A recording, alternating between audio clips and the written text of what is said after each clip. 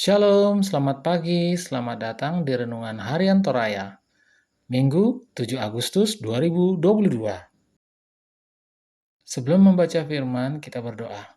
Bapa dalam nama Yesus, terima kasih Tuhan, biarlah kami membaca firman-Mu Tuhan, dan firman-Mu itu tetap tinggal di hati kami, dan kami lakukan setiap hari di dalam nama Tuhan Yesus. Haleluya, amin. Mazmur 11 ayat 1-7. Mazmur 11 ayat 1. Tuhan, tempat perlindungan untuk pemimpin biduan, dari Daud. Pada Tuhan aku berlindung.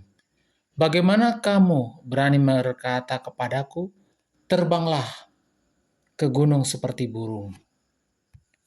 Sebab, lihat orang fasik meletur busurnya, mereka memasang anak panahnya pada tali busur untuk memanah orang yang tulus hati. Kokohnya sebuah gunung batu tidak akan mampu memberikan perlindungan bagi kita. Karena itu, datanglah berlindung kepadanya.